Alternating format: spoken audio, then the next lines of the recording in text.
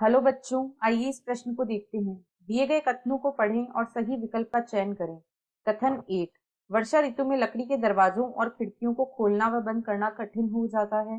कथन 2, वे वर्षा ऋतु में जल का अंतः शोषण करते हैं और इसलिए उनका आयतन बढ़ जाता है। विकल्प ए, कथन 1 व 2 दोनों सही हैं। विकल्प बी, कथन 1 गलत है तथा कथन 2 सही है। विकल्प सी, कथन 1 सही तथा कथन 2 गलत है। या विकल्प डी, कथन 1 व कथन 2 दोनों ही गलत हैं।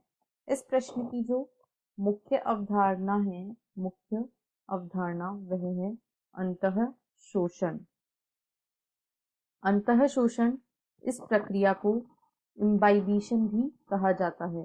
इस प्रक्रिया को इम्बाइबिशन भी कहा जाता है।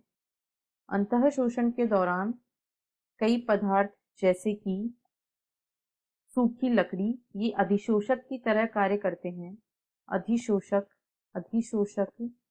जैसे कि सूखी लकड़ी, अधिशोषक जैसे कि सूखी लकड़ी, इनके तत्वों के द्वारा, अधिशोषक के तत्वों के द्वारा जल का अधिशोषण करना और इसके फलस्वरूप बिना विलयन निर्माण के आयतन में वृद्धि हो जाती है। इसके फलस्वरूप बिना विलयन निर्माण के आयतन बढ़ जाता है या आयतन में वृद्धि हो जाती है।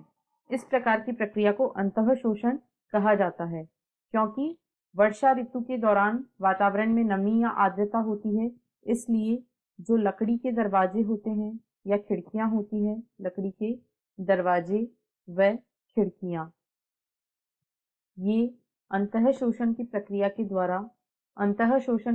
के द्वारा जल को सोख लेते हैं और इसी के कारण उनका आयतन बढ़ जाता है। इसकी वजह से उनका भार भी अधिक हो जाता है, जिसकी वजह से इन्हें खोलना एवं बंद करना कठिन हो जाता है। यदि दिए गए प्रश्न को देखें तो कथन 1 में कहा गया है वर्षा ऋतु में लकड़ी के दरवाजों और खिड़कियों को खोलना व बंद करना कठिन हो जाता है, यह एक सही कथन है। एवं कथन 2 में कहा गया है वे वर्षा ऋतु में जल का अंतः शोषण करते हैं और इसलिए उनका आयतन बढ़ जाता है, यह एक सही कथन है एवं कथन 1 का सही कारण भी है। इसलिए विकल्प ए इस प्रश्न का सही उत्तर होगा। कथन 1 व कथन 2 दोनों सही हैं। आशा है आपको प्रश्न समझ आया होगा। धन्यवाद।